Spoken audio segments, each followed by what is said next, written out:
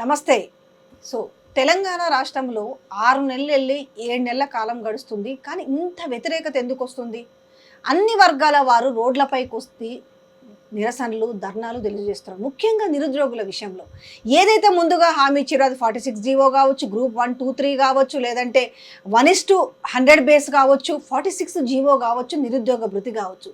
ఇంత నమ్మబలికిన రేవంత్ రెడ్డి ముఖ్యంగా ఆయన పేరునే ప్రస్తావించాల్సి వస్తుంది. ప్రతి ఒక్కటి కూడా ఆయనే ఆ క్రెడిట్ తీసుకోవాలనుకున్న అతను ఈరోజు ఎమ్మెల్యేలను ఎమ్మెల్సీలను చేర్చుకునే అంత శ్రద్ధ ఒక 6 నిమిషాల వ్యవధి కూడా నిరుద్యోగులకు ఎందుకు ఇవ్వలేకపోతున్నాడు? బాబుతో భేటీ, బాబుతో సమయం కావచ్చు, ఢిల్లీకి వెళ్ళి వస్తున్న చక్కర్లు కొడుతున్న వైనం కావచ్చు, కూసింత సమయం నిరుద్యోగులకు ఇవ్వలేరా? ఎందుకు ఇంత నిర్లక్ష్యం? అసలు తెలంగాణలో ఏం జరగబోతుందనే విషయాన్ని సీనియర్ రాజకీయ నాయకులు మోత్కుపల్లి నరసింహులు గారు మనతో ఉన్నారు. నమస్తే అండి. ఏంది సార్ ఇది?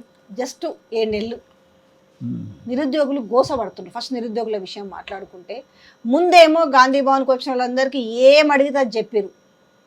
ఆయన బీఆర్ఎస్ కూడా మాకు ఉద్యోగాలు సరిగ్గా ఇస్తలేరు, లేదు ఏమో చేస్తుంది కాంగ్రెస్ వస్తుంది అంటే పాపం వాళ్ళు వ్యయ ప్రయాసలకు కూర్చి కాళ్ళ ఏళ్ళ పడుకొని పత్తి చేనులకు పోయారు, మిరప చేనులకు పోయారు, వరి చేనులకు పోయారు. అందరినీ కాళ్ళ ఏళ్ళ మొక్కి కాంగ్రెస్కి ఓటేరని బతిమలాడరు.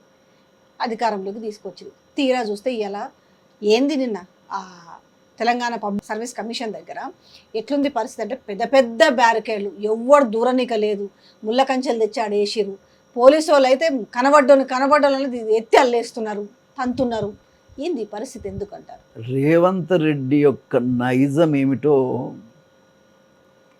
ఇప్పుడు ప్రజలకు అర్థమవుతా ఉన్నది. రేవంత్ రెడ్డి అనేవాడు ఒరిజినల్గా లీడర్ కాదు. ఉదాహరణ ఒక మాటలో చెప్పాలంటే, is not a leader, is only పైరవికార్. పైరవికారికి పెత్తనం వస్తే మరి ఎట్లా ఉంటుంది అనేది ఇప్పుడు మనకు కనబడతా ఉంది. ఆయన ఏందంటే ఎవరి మీదనో కసి తీర్చుకున్నట్టు రోజు తిడితే ముఖ్యమంత్రిని ఆయనగా తిట్టుకుంటూ పోతేనే ఓ 10 ఏళ్ళు ఉంటా అంటాడు. మరి అదేమి ముఖ్యమంత్రో మనకు అర్థం కాదు. ఇష్యూ ఏమిటంటే, రేవంత్ రెడ్డి గారికి ఒక సిద్ధాంతం లేదు, ఒక అవగాహన లేదు, నలుగురితో మాట్లాడి నిర్ణయం చేయాలనేటువంటి ఆలోచన లేదు. ఏ రకమైనటువంటి ఆలోచన లేనటువంటి వ్యక్తి తెలంగాణకు ముఖ్యమంత్రి కావటం దురదృష్టకరం, బాధాకరం. కాబట్టి ఈ పోకిరి పిల్లగాడు ముఖ్యమంత్రి అయ్యాడు. మరి చెప్పితేనన్నా వినాలి, తనన్నా మారాలి, తప్పేం లేదు. మనిషి వాస్తవంగా చెప్పాలి, ఒరిజినల్గా ఈజ్ నాట్ ఏ లీడర్. సరే, అక్కడ పైన ఆ పార్టీని లీజుకు తీసుకున్నాడు, వచ్చిండు. ఇదేమైనా సొంతం కాదుగా, ఇప్పుడు అది కాంగ్రెస్ పార్టీ అయినా సొంతం కాదు. ఆ పార్టీ ఏమైతే ఆయనకు వచ్చే నష్టమేం లేదు.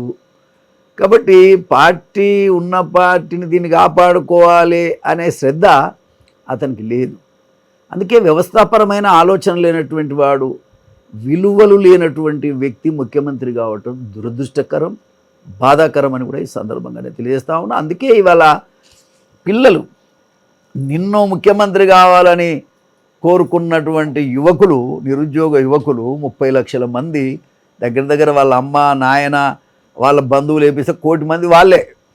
మరి 1 కోటి మంది నిరుద్యోగానికి సంబంధించిన కుటుంబాలు నిన్ను గెలిపిస్తే ఇవాళ వాళ్ళను ముళ్ళ కంచెలేసి కొడుతున్నామంటే వాళ్ళ తల్లిదండ్రి వాళ్ళంతా శపించరా?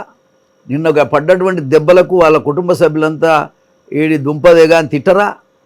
ఇది అవసరమా? అంటే ఏంది?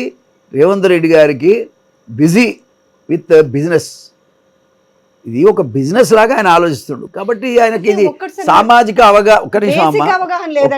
బేసిక్ అవగాహన లేదు, ఎన్నడూ లేదు. ఉన్నమాట చెప్తాను. నేను ఇప్పుడు కాదు, నేను తెలుగుదేశంలో ఉన్నప్పుడు కూడా చెప్పిన ఆయనకు. కాకపోతే యాంటీ కేసీఆర్ను మార్చాలనుకున్నప్పుడు ఆల్టర్నేటివ్గా ఇక్కడ తెలుగుదేశం ఉండు కదా బాగుండు. ఇక్కడ తెలుగుదేశం ఏమో లేకుండా పోయింది. ఇక ఉన్నదెవరు? కాంగ్రెస్ పార్టీ. కాంగ్రెస్ పార్టీ అనేటువంటిది రేవంత్ రెడ్డి గారు అప్పటికే దాన్ని లీజ్ తీసుకొని వచ్చిండు ఆయన. ఇక ఎవరున్నారు అంటే ఈ పోకిరి మనిషి ఉన్నాడు. ఏం చేస్తారు? సరే, ఇంత దుర్మార్గుడు అనుకోలే, మమ్మల్ని ముళ్ళ కంచెలేసి కొడతాడని అనుకోలే వాళ్ళు. అందరం నేనే ఇవాళ ఒక సీనియర్ నాయకుడిగా నాకంటూ ఒక విలువను నాకు నేను సంపాదించుకొని బతికే నన్ను అసలు ముప్పు తిప్పలు పెట్టి 3 చెరువుల నీళ్లు దాగిపించినట్టుగా సంతోషపడుతుండే ఆయన.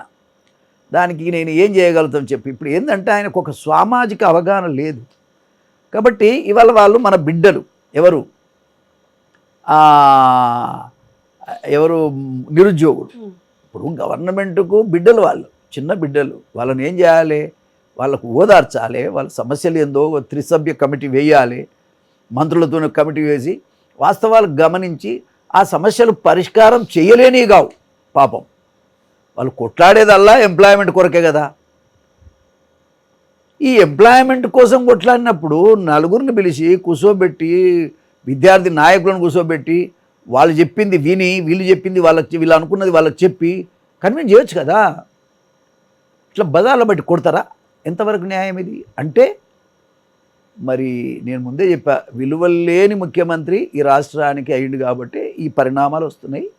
అతనికి ఏ రకమైన చిత్తశుద్ధి లేదు. ఆయనకి ఎంతసేపు ఏంటంటే డబ్బులు కావాలి, రిచ్ పీపుల్ కావాలి, పైన పోయి కాంగ్రెస్ పార్టీని మేనేజ్ చేసుకొని రావాలి, గింతే ఆయనకున్న పని. ఇదంతా ఏమన్నా కానీ పార్టీ ఏమవుతుందో కూడా ఆయనకు అవసరం లేదు. ఎందుకంటే లీజుకు తీసుకొచ్చుకున్నాడు కదా, సొంతం కాదు పార్టీ. అంటే నేను 10 ఏండ్లు ఉంటా అని చెప్తున్న నీ మాటలకి, అంటే చేతలకి ఒక పొంతనైతే ఉండాలి కదా. ఏమైతుంది ఆయన మాటలకు 10 నిమిషాలు నువ్వు ఎవరెవరింటికి పోయి కండవాలు కప్పేంత సమయం ఉందే, ఒక 10 నిమిషాలు 6 నిమిషాలు వాళ్ళ కోసం కేటాయించే పరిస్థితి లేదా?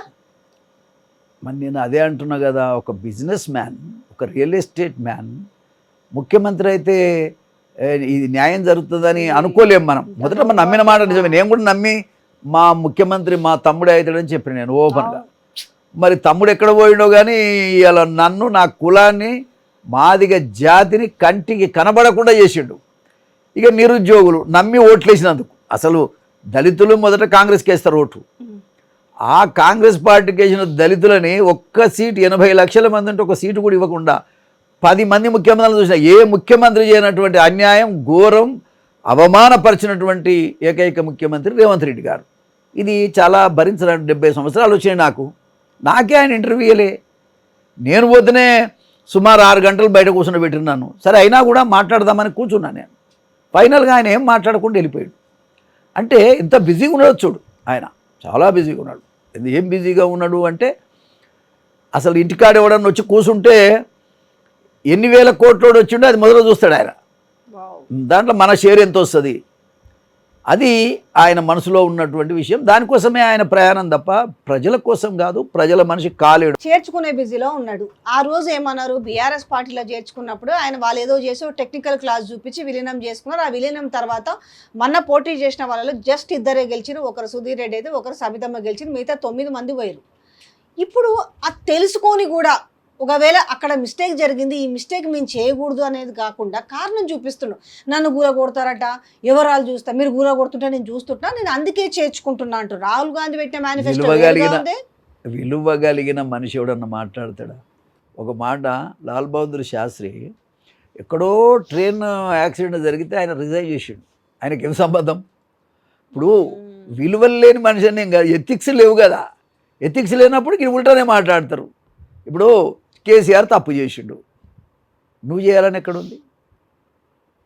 నేను ఆయన గోషుడ కొడతా, ఆయన గొంగడి బొంతుడ కొడతా, ఇవా అంటే అర్థం ఏంటంటే మనిషి ఎంతసేపు కసి కక్ష కనబడుతుంది అతని లోపల, కానీ ప్రేమ కనబడటం. కారణం ఏంటి? మెచ్యూరిటీ లేదు. ఈజ్ నాట్ ఏ లీడర్ అంటున్నాయి. అందుకనే is not a leader. Leader కాని వ్యక్తి సీఎం అయ్యిండు. ఇప్పుడు నీకు మనం 10 మంది ముఖ్యమంత్రులను చూశాను నేను. విజయభాస్కర్ రెడ్డి కానీ, రాజశేఖర రెడ్డి కానీ, వాళ్ళ పలకరింపు కానీ, వాళ్ళు పేదవాడిని గౌరవించే విధానం కానీ కళ్ళతో చూసినా, నేను అనుభవించిన. ఒక మాట చెప్తున్నా, ఎన్టీ రామారావు గారు ఉన్నారు, అగో అక్కడ ఉన్న చూడు, నా ఫోటో చూడు, అక్కడ బ్రహ్మాండంగా ఆయన ఇంట్లో డిన్నర్ ఇచ్చాను నాకు మ్యారేజ్ తెల్లారి.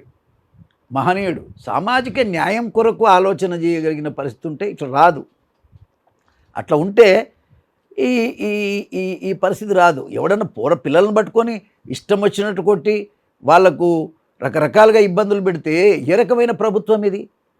అంటే నీకంటే ఇప్పుడు అవతల మార్చిన ప్రభుత్వాన్ని మార్చుకున్నాం, మరి వాళ్ళకంటే నువ్వు అదనంగా చేస్తున్నది ఏంది నిరుద్యోగులకి?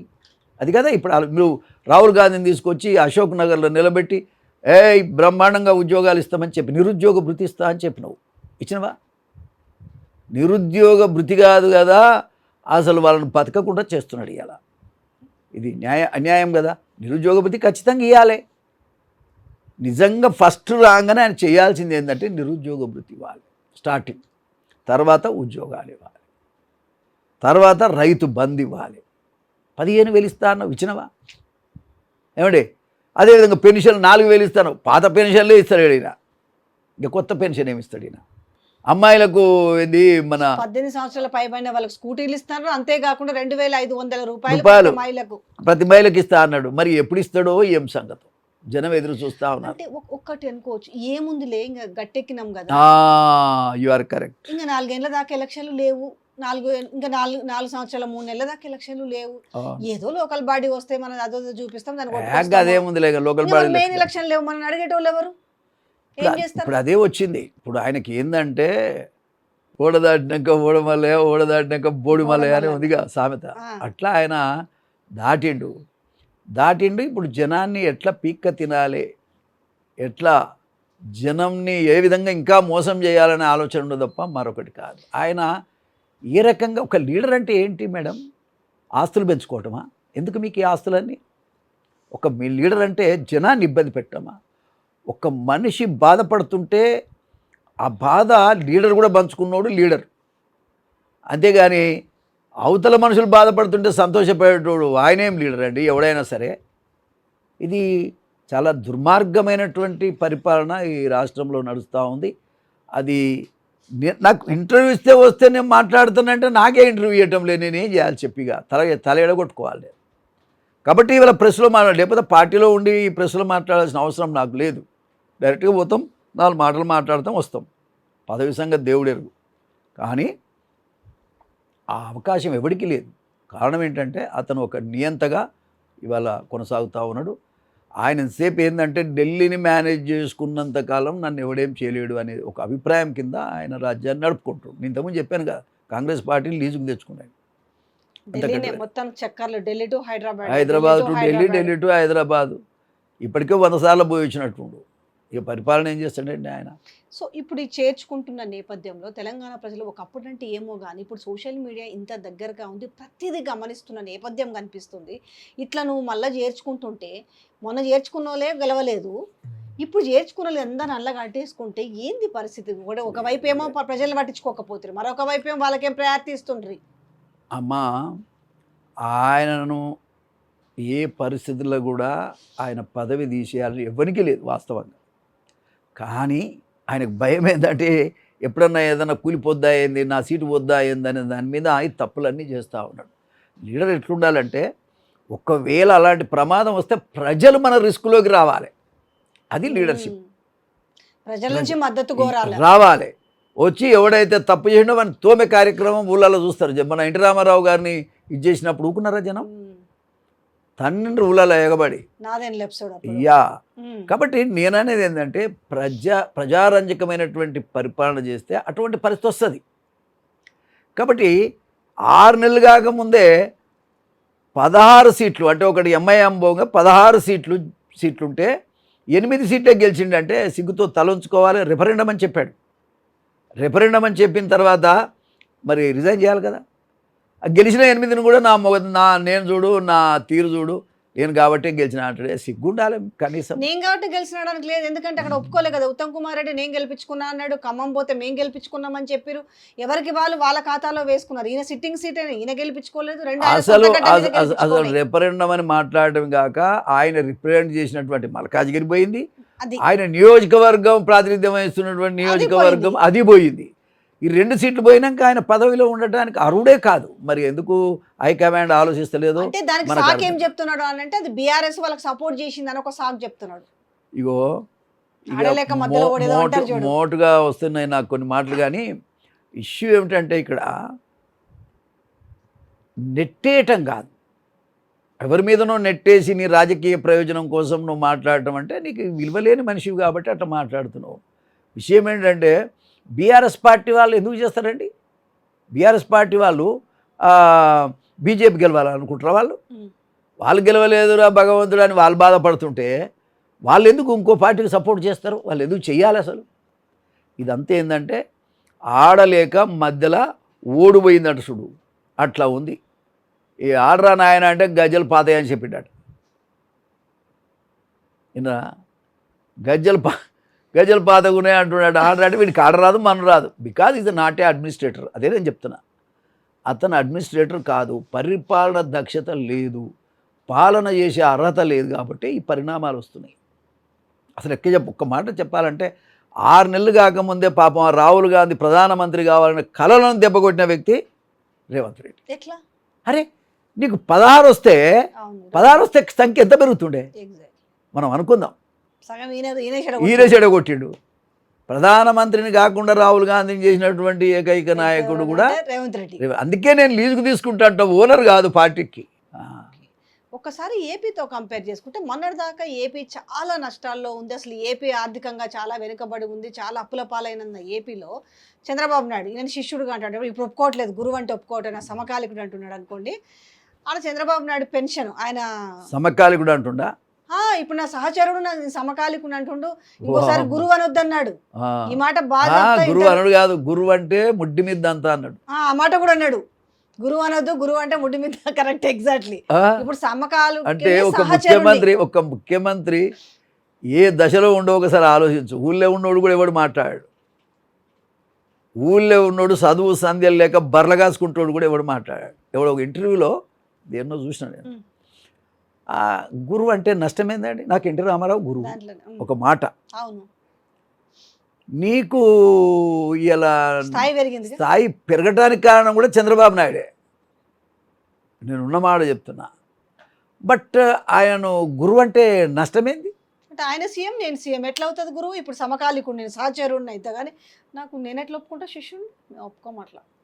ఒప్పుకోకపోతే కాలం నిర్ణయం చేస్తుంది, ప్రజలు నిర్ణయం చేస్తారు. చంద్రబాబు నాయుడు గారిని గురువు అంటే ముడ్డి మీద అంతా అంటే నువ్వు ఎవరిని ముడ్డి మీద అంతావు? అంటే ప్రజలనా? ఎవరైతే అంటారో వాళ్ళని అనొద్దు అనేసి అంటున్నాడు. ఇంకోసారి ఆ మాట అనొద్దు అనేసి. అయితే అక్కడ సాధ్యమైన పెన్షన్ వాళ్ళకు అది కాదమ్మా, ఎంత సిగ్గుమాలిన వ్యవహారం అది. ముడ్డి మీద తన పదం ఒక ముఖ్యమంత్రి మాట్లాడొచ్చా? అది కూడా ఒక ఇంటర్వ్యూలో. ఎన్ని ఉన్నాయి అట్లాంటివి మనం తీసుకుంటాం, 1 2 మాటలు బాబా.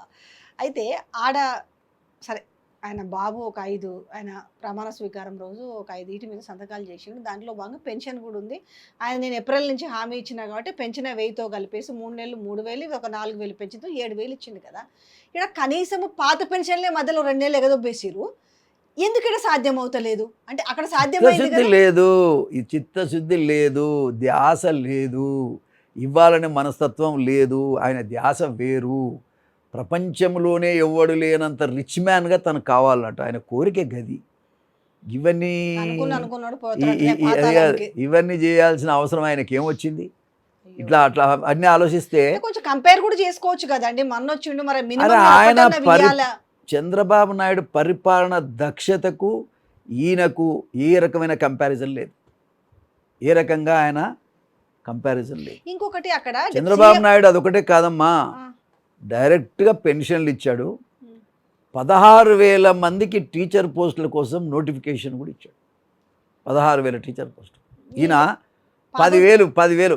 ఇప్పుడు టీచర్లు లేకుండా చదివేట్లు వస్తుందమ్మా? చదువుకున్న పిల్లలంతా పేదోళ్ళు, ఎస్సీలు, ఎస్టీలు, బీసీలు. ఇవాళ రేపు ఎవడు ఉన్నోడు గవర్నమెంట్ స్కూళ్ళని చదవటం లేదు, ఎక్కడో ప్రైవేట్ స్కూళ్ళలో చదువుతాడు. ఇక స్కూళ్ళలో పోయేటోడు ఎవడు? పేదోడు. మరి పేదోడికి టీచర్ లేకపోతే ఎట్లా చదువుతాడంటే, ఈ టీచర్ లేకుంటే ఏంది, వాళ్ళు చదవకుంటే ఏంది? రేవంత్ రెడ్డి పాలసీ. చదివితే ఎవరిని తెలుస్తారు? అవసరమా? ఎస్సీలు, ఎస్టీలు గట్టినే ఉండాలి. 80 లక్షల మంది ఉన్న మాది వాళ్ళకి ఒక సీటీ లేదంటే నువ్వు అర్థం చేసుకోమ్మా. దాని అర్థం ఏంటంటే డిప్యూటీ సీఎం ఫోటోలు అధికారిక ప్రభుత్వ కార్యాలయాల్లో అన్నిట్లలో పెట్టాలనేసి అక్కడ చంద్రబాబు ఎంత గొప్ప మనసు చంద్రబాబుది, ఎంత గొప్ప మనసు. ఈడ చూస్తేనేమో పాపము డిప్యూటీ సీఎం ఫోటో ఫ్లెక్సీలలో లేపేసిరు. ఫస్ట్లో ఉండే, మెల్లమెల్లగా దాన్ని తీసేసిరు. ఇక్కడ మరి ఎందుకు లేదు ఆ పరిస్థితి? అంత విశాలమైనటువంటి దృక్పథము రేవంత్ రెడ్డికి లేదు. నువ్వు కూడా రెడ్డివే చెప్తున్నా, రేవంత్ రెడ్డికి లేదు, రేవంత్ రెడ్డికి ఉండదు. బట్టి విక్రమార్క పేరు కాదు, ఆయన ఫోటో మరి అన్ని గవర్నమెంట్ ఆఫీసులలో పెట్టాలి అనేటువంటి కనీస విజ్ఞత ఆయనకు లేదు. చంద్రబాబు నాయుడు చూసినా నేర్చుకోమంటున్నా, నేను డిమాండ్ చేస్తున్నా బట్టి విక్రమార్క యొక్క ఫోటోను చంద్రబాబు నాయుడు గారు పెట్టినట్టుగా అన్ని ఆఫీసులలో పెట్టాలనేది కూడా నేను డిమాండ్ చేస్తున్నా. రేవంత్ రెడ్డి గారు వెంటనే జీవో ఇష్యూ చేయాలని కూడా మీ ద్వారా నేను విజ్ఞప్తి ఆయన కూడా అనిపిస్తుంది డిమాండ్ చేస్తా. డిప్యూటీ సీఎం కి అక్కడ చంద్రబాబు నాయుడు అనే వ్యక్తి, ఇక్కడ డిప్యూటీ సీఎం ఫోటోలు రెండు ఉండాలని చెప్పినప్పుడు ఇక్కడ ఈయనకు అనిపించదా డిప్యూటీ సీఎం ఎందుకు అతను లీడరే కాదని నేను 100 సార్లు చెప్పినాను, వింటలేదు. ఇప్పుడు ఒక్క మాట చెప్పాలి, నిజమే. ఆ కుర్చీలో కూర్చున్నప్పుడు జ్ఞానం పెరగాలి, పరిపక్వత పెరగాలి, ఆలోచన విధానం మెచ్యూరిటీ లేనప్పుడు ఎవరేం చేస్తారు? ఒక మూర్ఖుణ్ణి ఆ కుర్చీలో కూర్చుండబెడితే జరగబోయే పరిణామాలు ఏందో మనం అనుభవిస్తున్నాం. సామాజిక న్యాయం కోసం ఆలోచించేవాడైతే పనిచేస్తాడు. చంద్రబాబు నాయుడు గారు సామాజిక న్యాయం, సమన్యాయం ఉండాలని కోరుకున్న వ్యక్తి చంద్రబాబు నాయుడు గారు. అట్టడుగు వర్గాలను తొక్కేయాలే, మా మా రెడ్లతో సమానంగా ఎవడు ఉండటానికి వీల్లేదంటూ పరిపాలన చేస్తుండు. మరి ఆయన మనం ఏం చేయగలుగుతాం చెప్పు? దుర్మార్గునికి ఏమని చెప్పగలుగుతాం? ఏ రకంగా ఆయనకు చెప్పగలుగుతాం చెప్పి ఆయన వినే పొజిషన్లో ఉన్నాడా? బట్టి విక్రమార్క యొక్క ఫోటోను ఆఫీసులతో ఆయనతో సమానంగా పెట్టుమని చెప్పేంత ఉదార స్వభావం రేవంత్ రెడ్డికి ఉందా? అయినా నేను ఒక దళితుడిగా నేను డిమాండ్ చేస్తా ఉన్నా, బట్టి విక్రమార్క యొక్క ఫోటో ఆంధ్రలో పెట్టినట్టుగా, ఆంధ్రలో చంద్రబాబు నాయుడు గారు ఇచ్చినట్టుగా జీవో రేవంత్ రెడ్డి గారు ఇవ్వాలి, ఇచ్చి వెంటనే పెట్టాలని కూడా మీ యొక్క ఛానల్ ద్వారా నేను డిమాండ్ చేస్తాను. ఇస్తారని నమ్మకం ఉందా? ఇవ్వకపోతే కాలగర్భంలో కలిసిపోతారమ్మా. ఏం దళితులు అంటే తమాషనా, పేదోళ్ళు అంటే తమాషనా? అన్నీ చూస్తుంటారు కదా, అన్నీ చూస్తుంటారు కదా. ఇసుక కూడా చంద్రబాబు నాయుడుకి ఫ్రీగా తీసుకోమని చెప్పిండు. ఉదార స్వభావం ఉండాలి. పేదోళ్ళు ఎట్లా బతుకుతారు అనేది ఆలోచన ఉండాలి లీడర్కి. నేను ఎట్లా బతుకుతా అనే ఆలోచన. తన కోసం బతికేటోడు ఏకైక వ్యక్తి రేవంత్ రెడ్డి. అతని పరిపాలన మొత్తం ఆయన కోసమే, ప్రజల కోసం అయితే కాదు. అయితే ఇప్పుడు ఇచ్చిన ఏవైతే 6 గ్యారంటీ స్కీమ్స్ ఉన్నాయో ఏవి కాలేదు, పాడైపోను అమ్మా. దాంట్లో నువ్వు ఆరు బోరు ఇవన్నీ వేస్ట్. అది నేను ఒక మాట రైతు బంధు, రైతు బంధు అనేటువంటిది రైతులందరికి సంబంధించినటువంటి 15,000 ఇస్తాను, ఇచ్చిండా? ఈ ఖరీఫ్కి 10,000 దిక్కు లేదు, ఇచ్చిన గతంలో ఉన్నాయే దిక్కు లేదు. మరిగా కేసీఆర్ కంటే నేను గొప్పోని, కేసీఆర్ కంటే నేను గొప్పోని అంటే ఎట్లా గొప్పోడి? మరి నువ్వు చెప్పాలి కదా, నువ్వు ఎడ గొప్పోడివి, ఎట్లా గొప్పోడివి? మంది కొంపలు ఆర్చడం కోసమే తప్ప గొప్పోడివి తప్ప ఏ రకంగా నువ్వు గొప్పోడివి? అంటే ఎమ్మెల్యేలంతా మారిస్తే నువ్వు గొప్పోడవు అవుతావు. తిడతారు, చరిత్రహీనుడు చేస్తాడు ఆ పనులు ఎవడు చేసినా సరే. ఆయన చేసిండు కాబట్టి నేను చేస్తా. అదా రాజకీయం? నీకు రాజ్యాధికారం ఇచ్చింది డబ్బులు పెట్టి ఎమ్మెల్యేలను ఎమ్మెల్సీలను కొనుక్కుంటున్నావు అనేటువంటిది అంటున్నారు ఇవాళ ప్రజలంతా చెప్తున్న మాట. అది మనం ఒక్కలం చెప్పే ముచ్చట కాదు. దీని మీద ఉన్న శ్రద్ధ నిరుద్యోగుల మీద లేదు. దీని మీద మార్చుకునేంత ఎమ్మెల్యేలను మార్చుకునే దాంట్లో ఉన్న శ్రద్ధ పేదోళ్ళ మీద లేదు. ఇంకా కళ్యాణ లక్ష్మి 1,00,000 కాదు, తులం బంగారం ఇస్తా అన్నాడు, ఏమైపోయినాయి. దళిత బంధు 10 లక్షలు కాదు 12 లక్షలు ఇస్తామన్నారు. వ్యవసాయ కూలీలకు 12,000 రూపాయలు ఇస్తామన్నారు సంవత్సరానికి, వ్యవసాయ కూలీలకు. మరి ఏది? కౌలు రైతులు ఏమయ్యారు, వ్యవసాయ కూలీలు ఏమయ్యారు, ఏమైపోయినట్టు? మహిళలకు 2,000 ఎక్కడ పోయినాయి? అసలు దాని మీద సమీక్ష కూడా లేదు.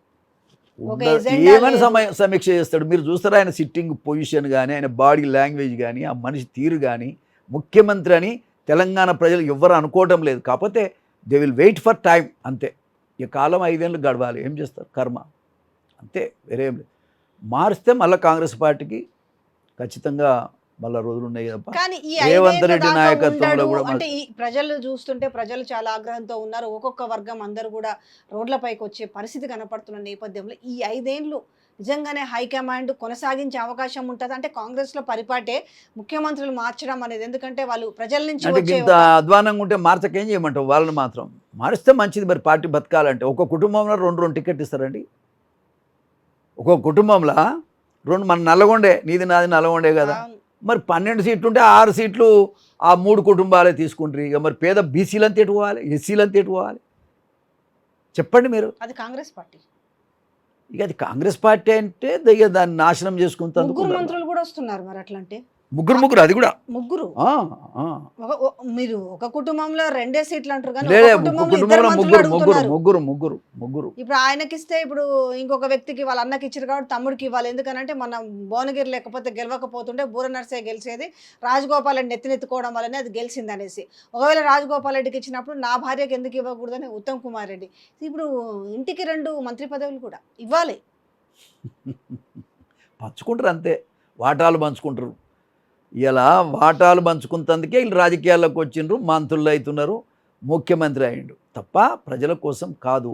ఇది ప్రజల ప్రభుత్వం కాదు. కానీ ఏం చేసారు మరి ప్రాత ప్రభుత్వం మీద? పొద్దున్న లేస్తే కేటీఆర్, కేసీఆర్, హరీష్ రావు లేకుండా పొద్దు గడవని పరిస్థితి ఉంది. మీరు మీడియాలకు వస్తే ఎంతసేపు ప్రజల్ని పాపం డైవర్ట్ చేద్దాం అనుకుంటారు, కానీ దానికి మించి అది ఎవడు వింటలేడు. రేవంత్ రెడ్డి మాటను ఎవడు కూడా కన్సిడర్ చేస్తలేరు, ఎవరు వింటలేరు కూడా. అసలు రేవంత్ రెడ్డి మాట్లాడేటి అని పొల్లు మాటలు, పనికి మాలిన మాట్లాడేటువంటిది ఇలా ప్రజలకు అర్థమైపోయింది. ఇలా ప్రజల్లో రేవంత్ రెడ్డి లేడు, చెప్తున్నా నేను. ప్రజల్లో రేవంత్ రెడ్డి లేడు. ఖచ్చితంగా రేవంత్ రెడ్డికి వ్యతిరేకంగా ప్రజలు పోలరైజ్ అవుతున్నారు. రాబోయే కాలంలో తగిన గుణపాఠం కూడా చెప్తారు.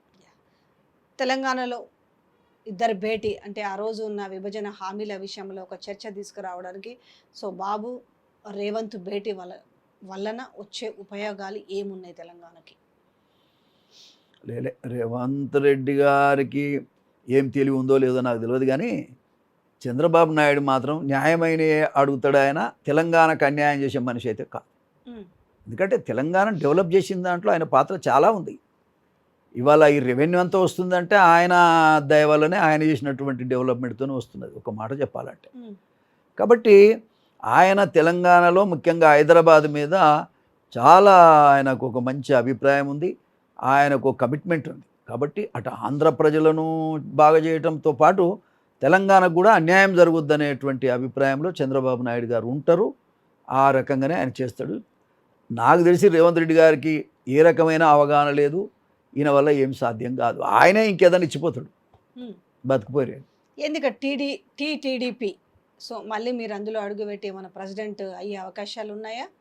అంటే మళ్ళీ దీన్ని పునర్వైభవం తీసుకురావాలి, టీడీపీ వాళ్ళందరినీ కూడా పునరేకీకరణ చేస్తూ ఒకే వేదిక పైన తీసుకొచ్చి మళ్ళీ స్టాండర్డ్ చేయాలి అనే ఒక ఆలోచన ఉంది అనేది ఒక చర్చ జరుగుతుంది కదా ఈ నేపథ్యంలో. మరి వింటున్నామే కానీ మరి ఎక్కడ చూద్దాం ఏం జరుగుతుందో, తొందరపడేది ఎందుకు దాని గురించి. అంటే మంచిదే. రేవంత్ రెడ్డి యాక్చువల్గా చెప్పాలంటే మొన్నటి ఎన్నికల్లో గనక టీడీపీ గనక లైవ్లో ఉంటే ఆల్టర్నేటివ్ పార్టీ టీడీపీ, కాంగ్రెస్ కాదు. అప్పుడైనా రేవంత్ రెడ్డి సీఎం అయ్యేటోడు కదా. సరే ఎవరైతారనేది కాదు, పార్టీ పరంగా నేను చెప్తున్నా విషయం ఏంటంటే ఖచ్చితంగా తెలుగుదేశం పార్టీ లీడింగ్లో ఉంది. ఇప్పుడు అనిపిస్తుందా ఒక పునరేకీకరణ జరుగుతుంది, టీడీపీ వాళ్ళు ఎవరెవరైతే ఏ పార్టీలో ఉన్నారో వాళ్ళందరినీ కూడా ఒక చోట చేర్చే ప్రయత్నం జరుగుతుంది అనేది పెద్దగా వినిపిస్తున్న మాటలు కదా, మీకు అనిపిస్తుందా ఆ రకంగా? ఇప్పుడు వాస్తవంగా చెప్పాలంటే ఇప్పటికిప్పుడు మనం ఏం మాట్లాడినా కరెక్ట్ కాదు, కానీ తెలుగుదేశం పార్టీ అనేది ప్రజల్లో ఉన్నది, ఇప్పటికి ఉన్నది అని మాత్రం నేను చెప్పగలుగుతా. ఆనాడు చేసినటువంటి బీసీలకు న్యాయము, ఎస్సీలకు న్యాయము, ఎస్టీలకు న్యాయము, పేదవర్గానికి న్యాయము, డెవలప్మెంట్ అందేందో చూపించిన పార్టీ తెలుగుదేశం పార్టీ. దాన్ని ఎవ్వరు కూడా కాదనలేరు. కానీ తెలంగాణ వచ్చిన తర్వాత కనబడుతుంది ఏంటంటే ఫ్యూడలిజం కనబడుతుంది తప్ప అభివృద్ధి లేదు, మానవత్వం లేదు. ఆనాడున్న నాయకులకు సమసమాజ స్థాపన చేయాలని ఎన్టీ రామారావు మొదలుపెట్టాడు ఆ పార్టీని.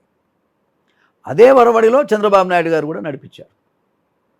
కాబట్టి ఇవాళ నేనేమంటున్నాను చూడండి, ఇవాళ ఆంధ్రలో మరి ఆయన జైలు వేస్తే జనం ఎంత పెద్ద ఎత్తున చంద్రబాబు నాయుడు గారిని గెలిపించారు. జగన్కు పట్టిన గతే రేపు రేవంత్ రెడ్డి గారికి పడుతుంది, ఇంకా అంతకంటే ఘోరంగా కూడా పడుతుంది. కాబట్టి రేవంత్ రెడ్డి అనేటువంటి వ్యక్తి నాయకత్వంలో ఈ రాష్ట్రం వర్ధిల్లుతుంది, ఏదో జరుగుతుంది. మాటలే తిడతారండి ముఖ్యమంత్రి, ఎంత మంచిగా ఉండాలి, ఎంత ఓపిక ఉండాలి. అవతలోడు తిట్టిండి నేను ఒకటి కూడా తగ్గకుండా తిడతా అట్లుంటుందా? అంటే ఆ మాటలతోటి నేను సీఎం అయిపోయింది, జనాల్ని ఎంగేజ్ చేయగలుగుతున్నాను. ఇప్పుడు అర్థమైంది జనానికి, ఓహో ఇటు పోకిరిగాడు, పానికి మాలినోడు, ఇటువంటి వ్యక్తిని మనం ముఖ్యమంత్రి చేసుకున్నాం, ఇది చాలా తప్పు నిర్ణయం చేసుకున్న జనంలో వచ్చింది కాబట్టి 8కి పడిపోయింది కదా పార్లమెంట్ సీట్లో. అంటే ప్రతిపక్షం లేకుండా చేసుకుంటే నేను రేపు మళ్ళీ నేనే ఉంటాను, నేను ఇక్కడ పాలిస్తాను. ఆయనతో ఏమి కాదండి, ఆయనతో ఏమి కాదు, రేవంత్ రెడ్డి గారితో ఏమి కాదు. ఆయనకు ఒక ప్రణాళికే లేదు, ఓ సిద్ధాంతమే లేదు. నిన్న చంద్రబాబు నాయుడు గారు కాంగ్రెస్ పెన్షన్లు 7,000 ఇస్తానన్నాడు, ఇచ్చిండా లేదా? నిరుద్యోగులకు 16,000 మంది టీచర్ ఉద్యోగాలు భర్తీకి ఆర్డర్ ఇచ్చిండా లేదా? ఇసుక మాఫియా మొత్తం లేకుండా చేయడానికి ఫ్రీగా ఇచ్చిండా లేదా? ఏదో చెప్పరాదు, ఈయన ఒక ప్లాన్ ప్రకారంగా చేస్తున్నది ఏదో చెప్పు. రేపు అమరావతిని కూడా బ్రహ్మాండంగా డెవలప్ చేస్తాడు ఆయన. ఉన్నదా నేలుర్రా నాయన అంటే వీళ్ళకి చేత కావట్లేదు. లేని దాన్ని కట్టి అమరావతి అనేటువంటి రాజధానిని బ్రహ్మాండంగా నిర్మాణం చేసి ఆ ప్రజలకు ఖచ్చితంగా అంకితం చేసేటువంటి పరిస్థితుల్లో చంద్రబాబు నాయుడు గారు ఉన్నారు. ఇప్పుడు ఉన్న హైదరాబాద్ను మొత్తం కొల్లగొట్టి వచ్చినటువంటి ఏదైతే డబ్బు వస్తుందో ఆ డబ్బు మొత్తాన్ని కూడా కాజేసేందుకు ఇవాళ వీళ్ళు ఉన్నారు. అంతకంటే ఇక్కడ ఏమి జరగదు, తెలంగాణలో ఏమి జరగదు, వీళ్ళు చేయలేరు. సరే ఓకే, మీరు ఒక మాట అన్నారు, ఈయనకి ఏం తెలియదు, పోనీ ఈయన ఒక లీడర్ కాదు, సో అన్ని పోకిరి చేతలు చేస్తున్నాడు అనేది అనుకుందాం. కానీ కింద ఉన్న వాళ్ళైతే ఉమ్మడి ఆంధ్రప్రదేశ్లో క్యాబినెట్లో చేసిన వాళ్ళే కదా. ఒక బట్టి విక్రమార్క కావచ్చు, ఒక ఉత్తమ్ కుమార్ రెడ్డి కావచ్చు, ఒక శ్రీధర్ బాబు కావచ్చు. సో ఇట్లాంటి వాళ్ళు అయితే ఉన్నారు కదా, కనీసం వాళ్ళ మాటలు కూడా వింటలేడా? వాళ్ళు ఏం చెప్పకుండా చూద్దాం ఈయన ఎంతసేపు ఎగురుతాడో చూద్దాం అనేసి అనుకుంటున్నారా? తప్పండి. ఇప్పుడు నేనేమంటా అంటే బట్టి విక్రమార్క కావచ్చు, పొంగులేడు శ్రీనివాసులు రెడ్డి లాంటి వాళ్ళు కావచ్చు, న్యాయం కోసం మాట్లాడడానికి కులం అక్కర్లేదు. మరి ఏ ఒక్కడికి కూడా ఇది అన్యాయం ఇది న్యాయం అని చెప్పే స్థితిలో లేనప్పుడు ఏమనుకోవాలి? మరి వాళ్ళు కూడా చేతకానులాగా ఉండటం అనేది అది బాధాకరమైన విషయం.